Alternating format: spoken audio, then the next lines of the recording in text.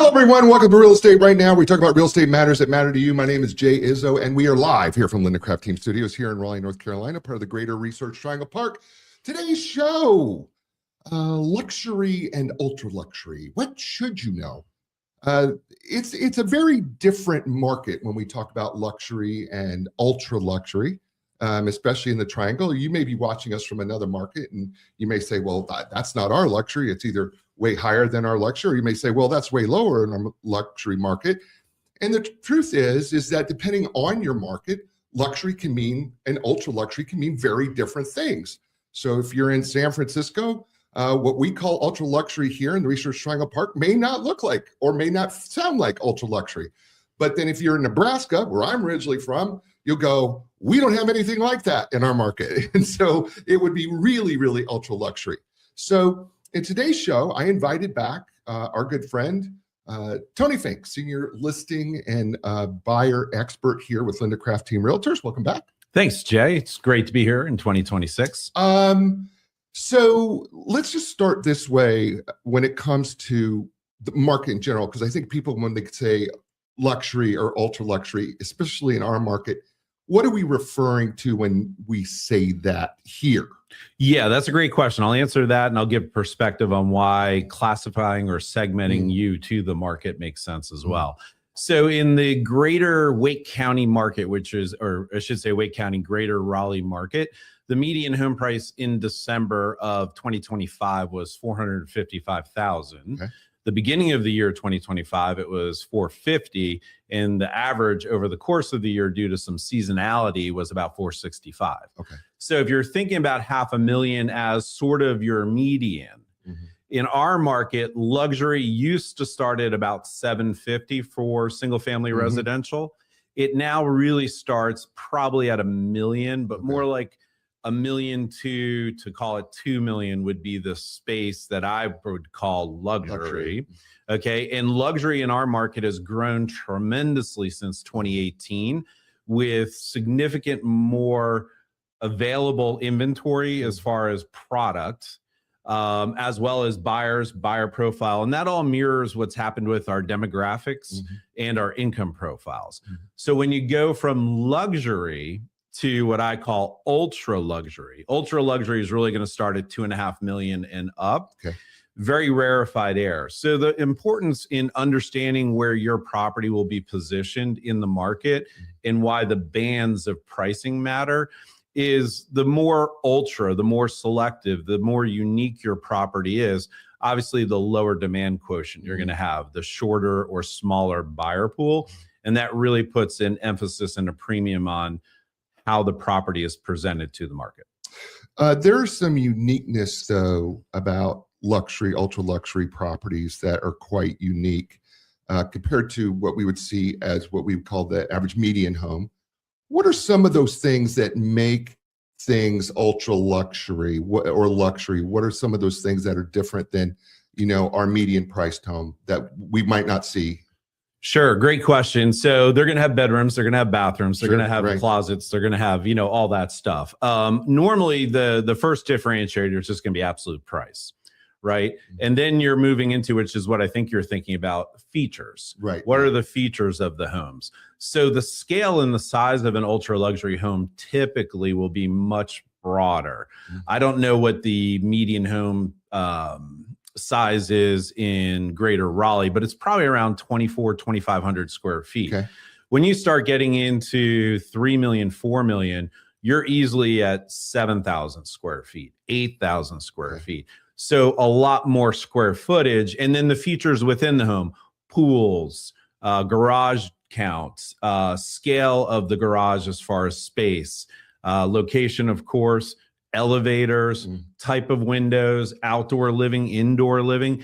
And then you get into properties that have unique qualities like one-off sports courts, indoor basketball courts, indoor pools, indoor racquetball. I haven't seen indoor pickleball yet, but maybe that's coming soon. It's coming. And then, the kind of the natural things that you would expect to see in an ultra luxury home that, are kind of like check off the box. Yeah, it's there. Home theater, gym space, very large master or primary closets, oftentimes, sometimes separate bath facilities in the primary. Right. So his and hers actual setup. Okay. So, all right. So we know that there's features that are going to be very different than what we would typically think about as the median priced home. And then beyond that, there's certain challenges that you've alluded to. One of the challenges has been, first of all, the buyer pool for that size home is smaller for that. And we don't have, we are growing in luxury and ultra luxury, but there's not as many of those out. So tell us about the challenges you face when it comes to presenting an ultra luxury or luxury home. What are some of your challenges that you have, because you do know that you have a smaller market that's looking at the home. So that presents some challenges. Talk about some of those challenges for you. Yeah, I will. And that's a great question. So there's probably 3 or 4 different levels of challenge, and we'll go through those. But ultimately, when you hire someone to list your property in a firm, really what you're encouraging or needing from them is to drive demand. Economics is very simple, supply and demand, right? Absolutely. And then when it comes into the ultra luxury space, interest rates don't really matter that much. But what does matter is what I could refer to as the wealth effect. How are the relative financial markets doing? How's the stock market doing? How's the bond market doing? I know crypto is really not that big, but how's the crypto market doing? That may play more in a San Francisco market, a Miami market. So understanding those aspects are super important to drive demand. When it comes to luxury, though, some of the challenges are obviously, how do you position your home to attract a limited buyer pool? Okay. How do you appeal to the psychology of that buyer? And then from, my role as the professional hired on behalf of the seller, in this case, I work with buyers and sellers as well, helping them understand that some aspects of an ultra luxury home may be heavily personalized. And they may not transfer to the next buyer. They could, in fact, be a hindrance to the next buyer. Not everybody wants an indoor swimming pool inside their house, right? So just understanding those and being very delicate, very respectful, but very honest and transparent about some of these things are things that you did for you. But remember, when you built this house or you bought this house or you remodeled this house, well, your buyer is going to be thinking the same way. When you're spending $2 million, $3 million, $4 million, $5 million, $6 million on a property in this market, you want what you want. Absolutely. And you're not going to compromise because you don't really have to. All right. So then that sounds to me that the seller of luxury and ultra luxury has to have a different mindset. So to me, it sounds like, okay, I customized this home for me. It was completely customized, which is why it's priced at what it's priced. And there's a lot of extra things that a lot of homes, most homes, nearly all the homes don't have, that I built in for me. So if somebody's going to sell a luxury or ultra luxury home, what has to kind of be their thought process in terms of, okay, these are some of the adjustments I need to make in my mind in order to get there, understanding how the house is going to sell? Yeah. So, and that's really a primary role for me as their, fiduciary in helping them understand. So what I do notice in the ultra luxury space is most of the sellers are very astute professionals. Okay. So they're very rational. And a lot of it comes into understanding their personality, building that rapport and that trust between each other. It's a two-way street. They have to trust you and you have to trust them. But it's, the old analogy, there's no ugly baby. You have to be very delicate when you point out something that was really a dream for somebody in either a feature or design aesthetic, and help them understand that that may or may not transfer to the next person. So I think it's sort of a little bit of a process, Jay, that you go through when you talk about it. And the way I handle it is really answering their questions first. What's your perspective on the market? What is your knowledge? What is your thoughts? What is your neighborhood like? A lot of these are gated communities, private communities, golf course views, water views, all those aspects. But really just through consultation and talking, really just conversation, understanding where their head's at, and then helping them understand what's happened in the market. You and I have batted around this idea of the RFP. Yes, the acronym. Right, the acronym for the Residential Financial Planner. Yes. Let's talk about that, because just a second, how it applies here, because it is a very different market. It's a very unique market. It has a can I say it has a longer incubation period on the market before we get to close. So as a residential financial planner, what do you have to do, and how are you thinking about that from that perspective of the financial planning as a real estate agent? Yeah, I love that, and I appreciate the question. And the acronym really sort of condenses down the three major components that a listing agent needs to help their clients understand before you hit the market. So RFP, right? We all know what an RFP is. We all know what a CFP is, Certified Financial Planner. If you think of the analogy or the correlation to the wealth effect, what's going on in the financial markets, that's why this is a really good way to phrase it. So the R stands for real estate, of course, right? Well, what do we mean by real estate? Well, first, understanding the depth and breadth of the market over whatever defined period of time. For ultra luxury, 2 years is a window to go back and look and give your clients an expectation of what's been working in the market. Okay. Again, you're using data to help influence the thought process and the decision process, because every property is different. In the ultra luxury space, it's very different. Right. Okay. So the real estate piece is really understanding what's transpired.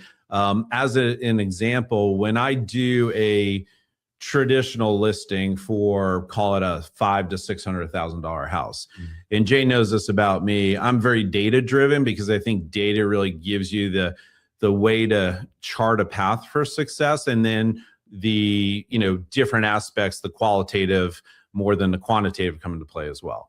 So for a traditional or typical home for me, 3 to 4 hours of data research. Wow. For an ultra luxury, easily 10. Okay. Because it's really diving into each property in macro, then comparing each property that transacted against your property to see where the differences are and the similarities are. Location, features, size, bedroom, design aesthetic. In our market, we don't have a lot of Mediterranean design. We don't have a lot of stucco, but you do find a lot of that in the ultra luxury. Yeah. So that's sort of the big piece on the R. Right. The P piece is the planner, right? Right. How do we plan to present your property, make the best first impression, manage the behavioral nature of a buyer, right? You got to put your buyer hat on as a seller, so you can plan for execution. Okay. This is all before you've had showings, offers, or anything like that. And then on the finance piece, so I skipped that, but it's real estate. The financial impact is really understanding with your client what's a logical marketing time. Okay. So it is not uncommon for a resale or a new construction ultra luxury home to be on the market a year. Right. Well, a year is a long time. Yeah. So on the financial piece, it's as me as a fiduciary truly understanding what their motivations are for selling. Right. If somebody is selling their dream home, something's happening. Right. They've had a change in family situation. Oftentimes it's a new career opportunity that just can't be passed up. And they're moving somewhere else. And so again, factoring into, okay, if it takes a year to sell, but you need to be out of here tomorrow, do you need the money out of this house to go where you're going? What's the carry costs? I mean, I have, some ultra luxury properties that I've done in the past where, the carry costs are 5, 6, 7, 8, 9 grand a month. Yeah. So, you factor all that piece in, and that's sort of a quick snapshot on the RFP component. So there's a difficulty that I have to assume that you that you need to educate the seller onto is the appraisal process, because there's just not as many properties available in the appraisal process. So I'm assuming there's a lot, there has to be some guessing as to, because there's nothing to compare it to. So how does that process play out? Because you just can't bring an appraiser, go, oh, well, we're going to compare 3 comparable properties when it's $5.8 million. Right. So how does that play into your RFP game book? Because that's certainly got to be a part of it. Well, it plays into the R piece and the P piece. But actually, Jay is going to be stumped when I tell him I don't really care about the appraisal. Really? We're talking ultra luxury. A lot of these are cash purchases. A lot of these are leveraging other assets, borrowing on a portfolio. So to your point, though, which would apply if and when it is appraised, okay? Right. And appraisers in ultra luxury space are going to know that there's some unique qualities. Really, it's talking through with the client pricing strategy. And how do you price this house to know that you've got a reasonable price that will attract demand? Because I can take a $5 million house and list it for 10. Right. Right? Because it could be worth 10. It could be, yeah. But if my analytics, my 10, 15, 20 hours of data research tell me it's a $5 million property, then at 10, it's just going to sit. Mm-hmm. So there's a couple different pricing strategies that are used by super experienced real estate agents. Mm-hmm. And the first is called aspirational pricing. Okay. The second is called perceived value, or market value is what agents call it. And then the third is called event-based pricing. For highly unique, let's say ultra luxury, aspirational pricing is the one I use. And you can say, Tony, that's a cute word. Yeah, it is, but it's aspirational. So what we're doing there is we're defining the market. And again, remember, the clients make the decisions. Right. Now, I won't knowingly take on a listing that won't transact, because that's going to disappoint the clients and frustrate them. And that's a year's worth of frustration. That's not fair to them. So I think giving them very transparent, honest, supportive guidance is the way to go. But with aspirational pricing, what I encourage and recommend is we price at the upper level of what we think is reasonable. Okay. Why would you do that? Well, I'm not, nobody's got a clear crystal ball. Right. And with aspirational pricing, what you do is you put in a sequential or a strategic price adjustment. It's very much like, going back to the CFP analogy, the finance analogy, it's almost like an IPO, an initial public offering. And if you're familiar with those, the company, before they go public, hires their investment bankers, their listing agent, and they go out and they present to the market. Well, again, that's what we do. But they ultimately are trying to find what's called price equilibrium. Right. So when you have ultra luxury, or there's like a celebrity factor, like if Jay were ever to sell his house, right, there'd be a huge celebrity factor in the podcast world. So you don't know what that X factor is. Mm-hmm. So you start off at the highest possible number you think is reasonable, right? Unless there's some other motivating factors for the sellers. That's the financial piece. And then you move it down, so, strategically.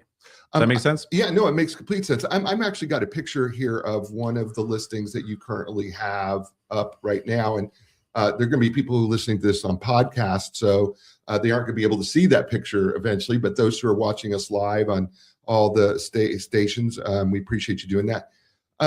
This house is very unique with this picture. If we could give the audience just kind of a brief description of this house and this listing.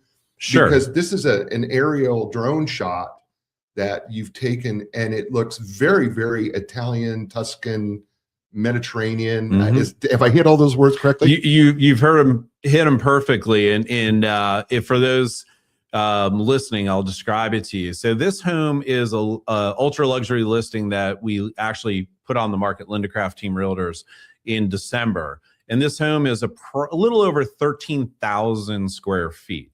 Okay. And it has a lot of main level living, which is fantastic. It's got an amazing flow. And when you hear 13,000 square feet, this is Mediterranean design. It's CBS block, poured concrete foundation, has a full basement. This is a unique property in our market because typically basement homes here that have a walkout component are on a sloped lot. Now the lot may be leveled. This is a flat lot. Right. They actually dug down. Yeah. This home has got barrel tile roof, which is very unique for our area. Now, in my days in South Florida, you see a ton of these. Right. But you don't see a ton of these in the Triangle area of North Carolina. Right. The barrel tile roof is gorgeous. And Jay just moved to another aerial photo that actually shows a very unique sports court. That sports court is 2 stories down into the earth. Right. And there's a walkout from the basement. Let's go to that. I'm gonna flip over to that sports court. Yeah. Which, by the way, looks like they have a pickleball court. It is a full pickleball court, so you can have a tournament. You can play a great game of horse if you can get MJ to show up. That's awesome. So this is an example of a really unique property.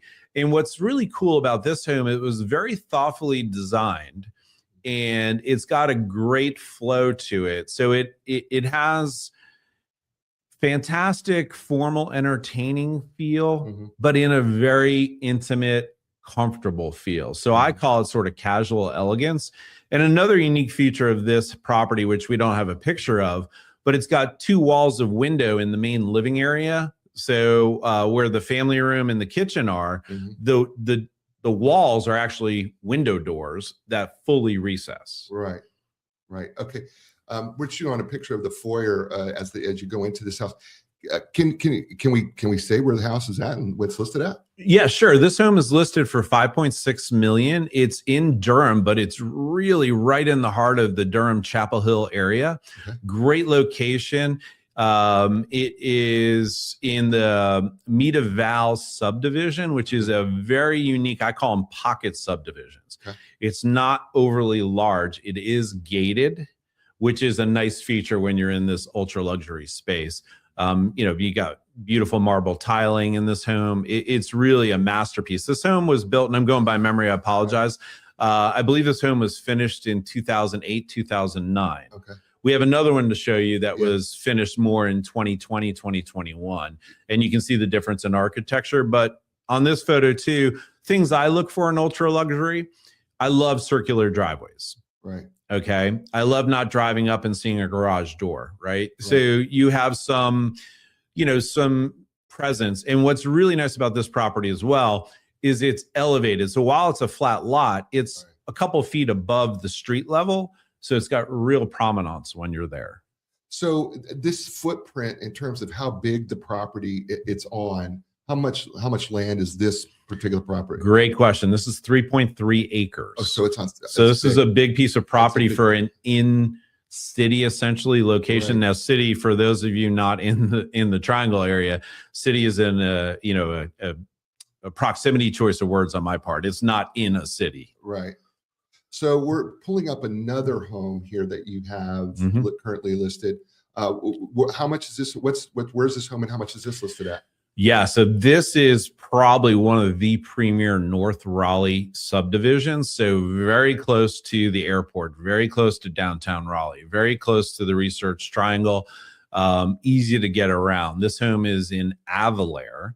Avalair is, as I mentioned, just it's one of the highest performing communities, especially when it was built. And the reason for that is the developers of the land were very smart in how much impervious coverage they aligned to each house. Explain that for the listener and the viewer. Yeah, and for the listeners, you're staring at an aerial photo of this property.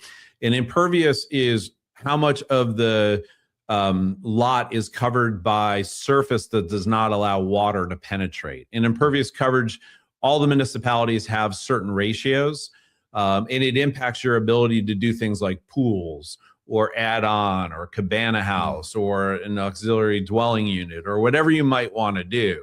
So when this developer put it together, they over allocated to each property, which meant they did additional off-site or stormwater management. Impervious is all about protecting the watershed. Right. And for this home, behind it is actually a water feature in the community, which is a retention pond, but it looks like a small lake. Looks like a small lake. Yeah. And it's got a beautiful fountain, which you can see from the backside of our property. Right. This listing just hit yesterday. Oh, wow. And this is listed for $3,750,000. Wow. And it is over 7,600 square feet. Has 4 true bedrooms, but lives like 5 or 6 bedrooms. Okay. In North Carolina, your bedroom count is covered by or governed by septic if you have a septic permit.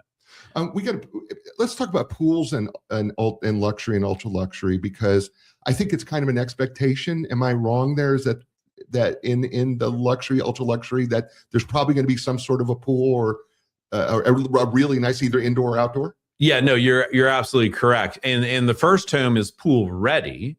So in presenting it, one of the things we did is we did an AI generated view of a luxury in-ground pool. Got it. The owners didn't have a need for a pool, but when the home was built, it was excavated and prepared and prepped so that a pool could easily be put in. Got it. This home, what we're looking at here, this is the home in Avalair. This is 1008 Enchanted Pine Lane. The first one was 16 Portofino Place. This pool was built by my clients after they bought the home.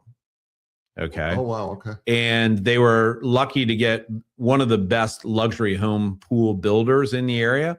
And what's really neat about this is you've got it's hard to tell in the photo, but really nice hardscape or, lounge area around the pool. Right.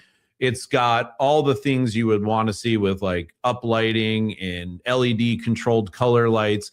It has an in-pool hot tub, i.e. spa. Typically, they're set above the pool and then flow into the pool. This one's not. This one's in the pool. So this is the second home I've had the privilege to list that has this, concept. Same pool builder. That if you're looking at it online, you see like 2 little water jets and they raise up in size. But it's also got a waterfall fill, which has both a sheer waterfall that comes out of that main custom tile work, but then it's got 2 distinct waterfalls that come out of fire pits. Got it. So this pool is, for lack of better words, sexy as hell, heated. And then this is a first for me. It actually has a electronically controlled pool cover that's recessed under the pool deck. You flip a switch and it comes out automatically. Really? Yep. That's cool. Yeah. So keeps the. That's a luxury pool designer right there who thought about everything. Yeah. And I don't have the exact figure, but this pool's well into the 6 figures to build. Right. Wow.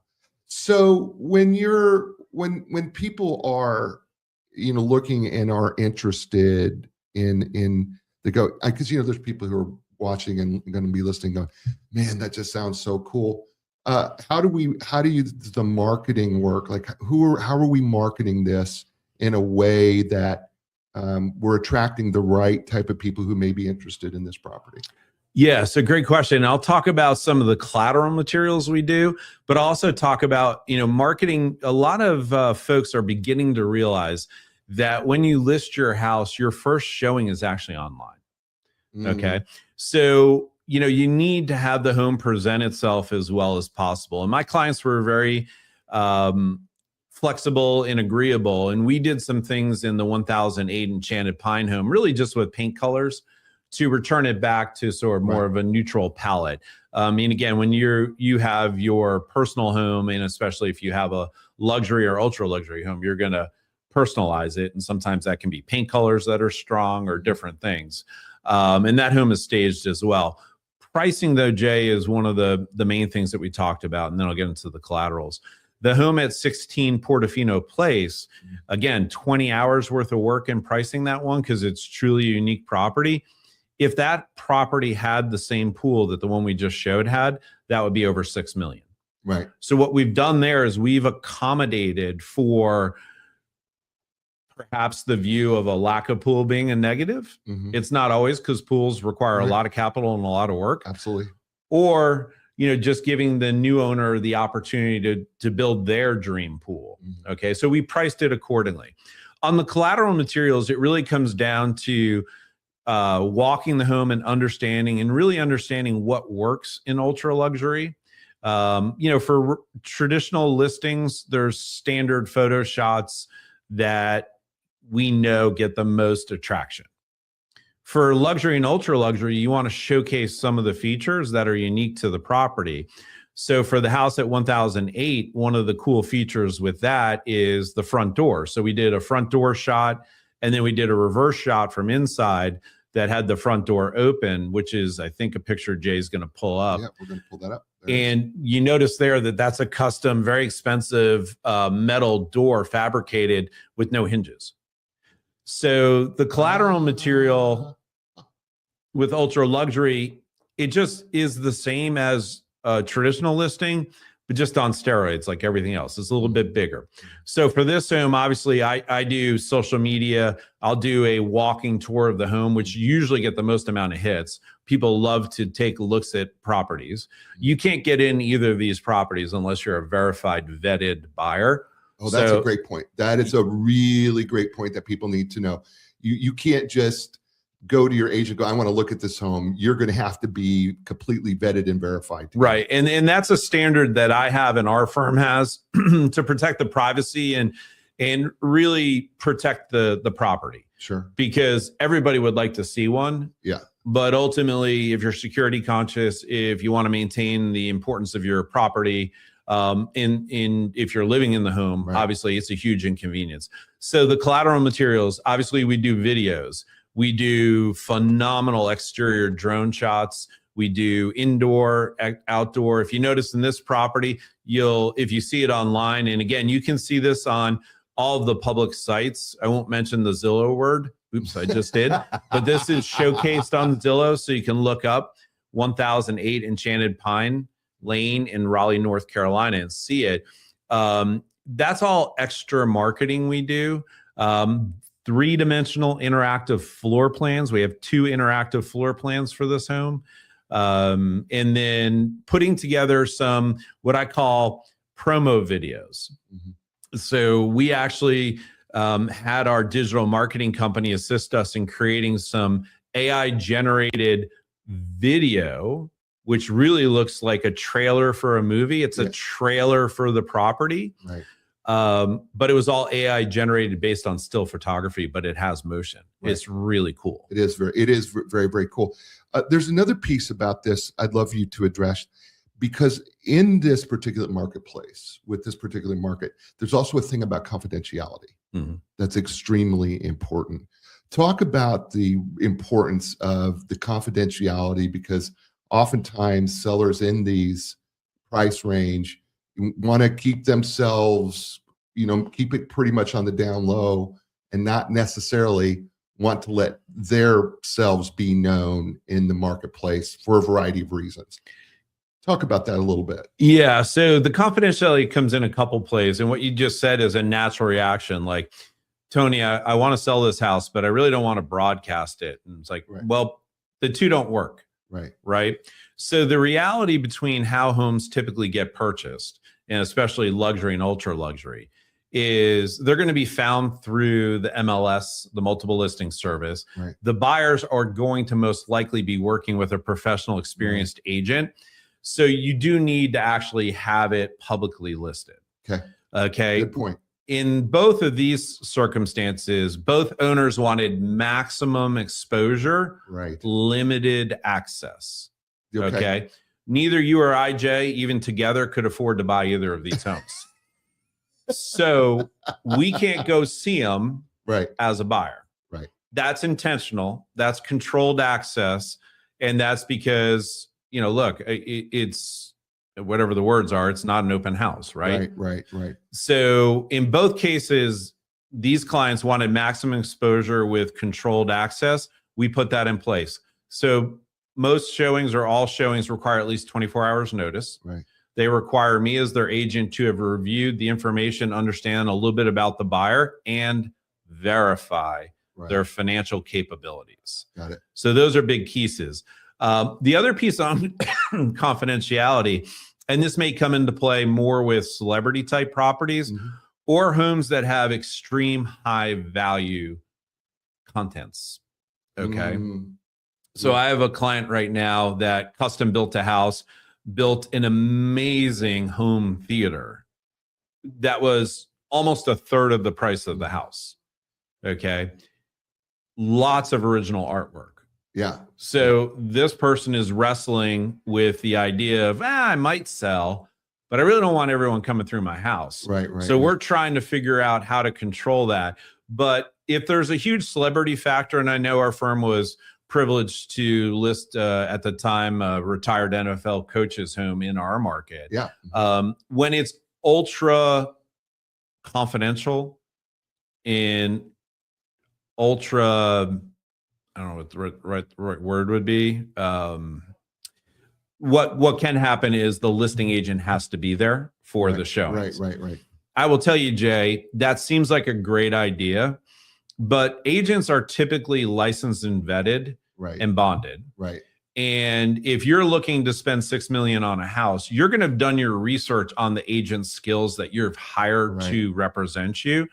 So ultimately, having a buyer agent accompanied by the seller's agent creates a little bit of a weird dynamic. Yeah. And I had a listing a couple years ago that was a $5.9 million listing, another 13,000 square foot, beautiful home, private community.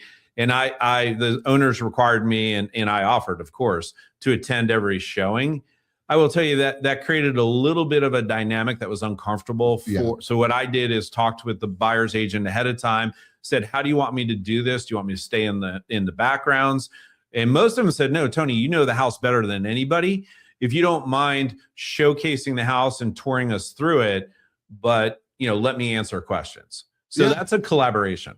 Yeah. So I think that's an important thing too, is to say, okay, yes, because we've seen this before where, the listing agent has to be at the house, when there's a showing, right? Protecting the client. I get that part of it, but there is a cooperative factor that generally can happen in this thing like you just presented. And that is, I'll be there. I'll explain to you the different features of the house, but then I'm getting out of the way because it's your client. And I think that's really, needs to be clear for people too, that it can work. But it still is uncomfortable because it's uncomfortable for the listing agent to be there with somebody else's client and another agent. And it really is uncomfortable for, that prospective buyer and that agent, because, typically you walk around the house, when I was showing houses, right? You walk around the house and you're talking about, things that maybe you like or you don't like. And it's kind of a private conversation between the agents, right? So there's certainly a little bit of discomfort there, but it is a way that a lot of times in these ultra luxury homes, it is done. I'm not going to say all the time, but it used to be done a lot. A lot less now, though, I think. Well, and again, I would say to anybody, if you're in the ultra luxury space, it's just like if you have a doctor, you've got to trust their guidance.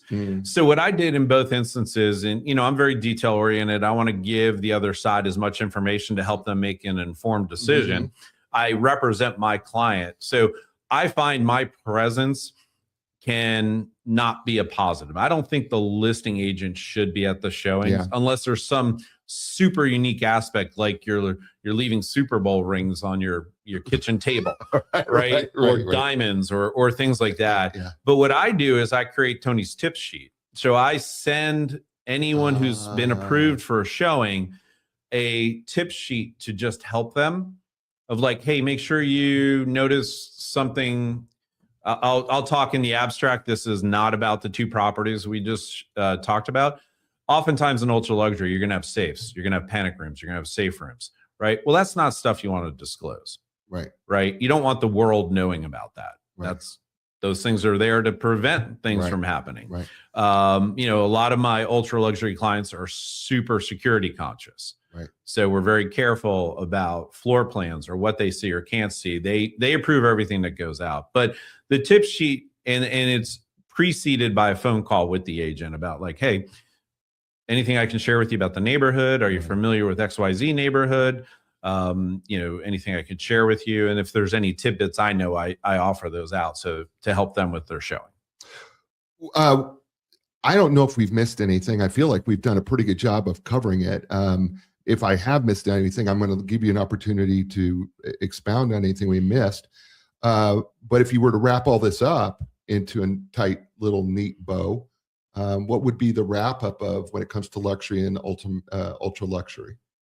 Yeah, so the wrap up with luxury and ultra luxury is it's just the normal process on steroids, right? And understanding that you have a more limited market, understanding the depth and breadth of that market, pricing accordingly to attract interest at a price which is enough for you to say yes, but not too much. You know, these aren't vanity plays, right?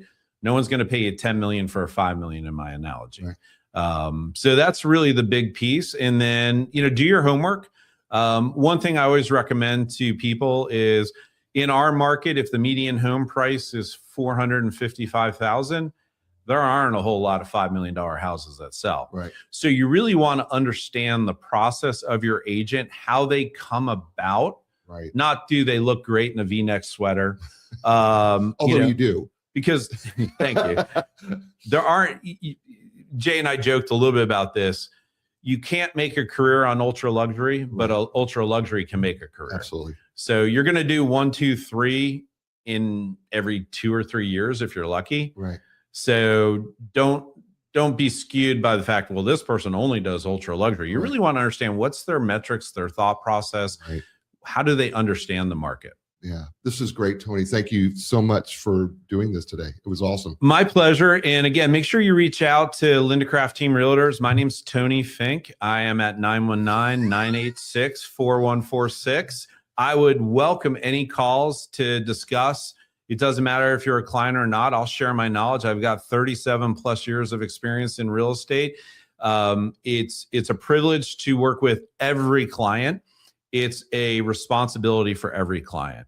So our information is available. Love to chat with you. And then Jay, it is kind of football season, right? It is, yes. And there is a little bit of a college game coming up, right? Yeah. And my favorite team isn't in it, but one is. So I just want to change the narrative if this doesn't mess up your pod. Not at all. I am from the 305, but it's not about the U. It's about the IU. My son goes to IU. So instead of go Irish, it's go Indiana. So it's a different I. Go Indiana, go Crimson, go Beaver, whatever analogy they're using these days. That's awesome. Well, Tony, thank you so much for doing this for me. Folks, it's a show. You know what I say to you every week. You had a lot of choices. You chose us. I appreciate you doing that. Give us a thumbs up on YouTube, wherever you're listening to the show. Give us a 5-star review. And more importantly, tell your friends about the show and have them tune in as well. We enjoyed having you. We are thankful for you. And, you know, as I say to you every week, you know, it's the same thing. Ciao, everybody.